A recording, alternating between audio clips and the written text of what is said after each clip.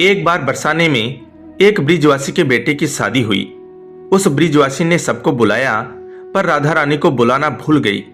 उसको शादी के पहले याद था कि बुलाना है, पर समय पर भूल गई।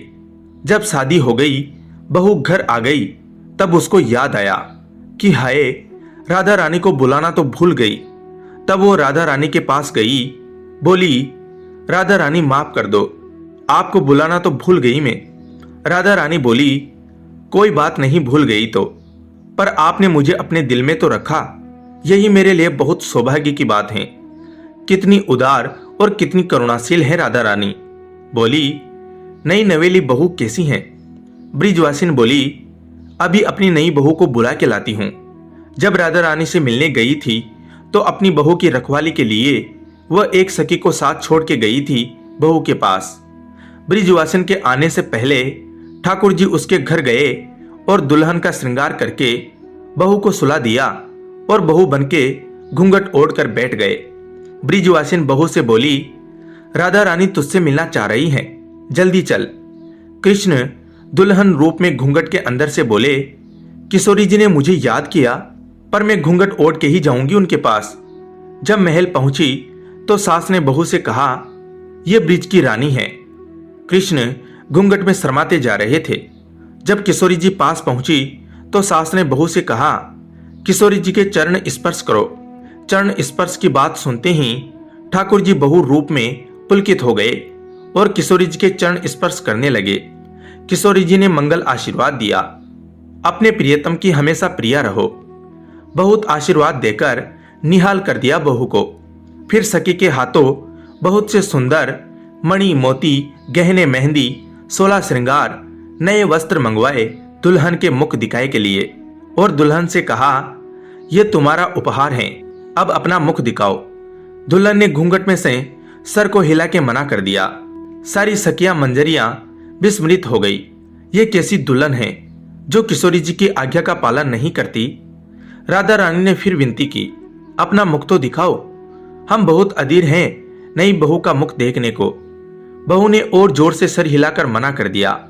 सास बोली, बड़ी बदतमीज है दुल्हन, राधा रानी की बात नहीं मानती। राधा रानी बोली, मुख दिखाई का उपहार कम लग रहा हो तो और दे देगी, जितना वह चाहे, पर मुख दिखा दे। बहू ने फिर जोर से मना कर दिया सर हिला के। सास ने बहुत समझाया, पर बहू नहीं मानी मुख दिखाने को। राधा रानी बोली, मेरे से प्रसादी अलंकार भी ले लो और जो चाहो मांग लो, पर मुख दिखा दो। बहू ने मना कर दिया। सास को गुस्सा आने लगा। राधा रानी बोली बहू से, कोई परेशानी हो तो मुझे बता दो। सब सहचरी बोली, बड़ी हठी है दुल्हन। राधा रानी की अधीरता बढ़ती जा रही थी। उन्होंने अपने गले का हार भी उपहार में दे दिया, पर बहू ना मानी। राधा रानी बोली बहू से, मैं तुझे अपने साथ ही रख लूंगी, पर मुख दिखा दे एक बार मोको। यह सुनते ही श्याम सुंदर पुलकित हो गए। आज तो कृपा हो गई, बरसाने का बास मिल गया, वो भी निज महल में, जहां मैं नित बुहार लगाता हूं अपने प्रिय पीतांबर से। राधा रानी जी ने वचन दे दिया, तो को अपने निज महल में रख लूंगी, बस एक बार अपना मुख दिखा दे। राधा रानी की अधीरता बढ़ती जा रही थी। ललिता से देखी नहीं गई किशोरी जी की अधीरता। वह बोली, बहुत हठी है दुल्हन, अभी इसे बताती हूं हमारी किशोरी को काहे अधीर करे जा रही हैं। दुल्हन के पास जाके बोली, जब किशोरी जी ने तुझे परम आशीर्वाद दे दिया, तुझे अपने साथ रख लेगी, ऐसा सौभाग्य तो हमें भी कभी कभी मिलता है, और तू आभार प्रकट करने की जगह ऐतरा रही है। इतनी बड़ी कृपा तुझको समझ नहीं आ रही है, चल दिखा अपना मुख किशोरी जी को। बहू ने घूंघट से कोई उत्तर नहीं दिया, पर घूंघट के अंदर आनंद से पुलकायमान हो गए। ललिता जी बोली, तू ऐसे नहीं मानेगी, तुझे मैं बताती हूं। बहू को पकड़कर हाथ से घूंघट ऊपर उठा दिया। घूंघट उठते ही महल में सन्नाटा छा गया। सारी सखियां और मंजरी दुपट्टा मुख पर रखकर मंद मंद मुस्कुराने लगी। किशोरी जी के आनंद की सीमा ना रही। सबने नई बहू का जोरदार स्वागत किया।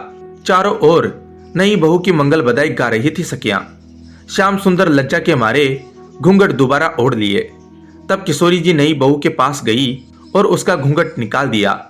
किशोरी जी बोली, ऐसी नई बहू की मुख दिखाई में तो मैं त्रिभुवन वार दूं। श्याम सुंदर बोले, आज तो जीवन सफल हो गया। कितने युगों से आस थी बरसा ने महल के बास की, आज पूरी हुई। कृपा देखो, किशोरी जी ने बास भी बरसाने में कहा दिया, निज महल में निज संग। लाडली जी बोली, आज से हम अपने नई बहू हमारे लाल जी के साथ निज महल में नित विराजेंगे, जो आज भी विराजमान हैं। लाल जी पर कृपा करने वाली लाडली जी की जय हो। जय श्री राधे श्याम। धन्यवाद दोस्तों।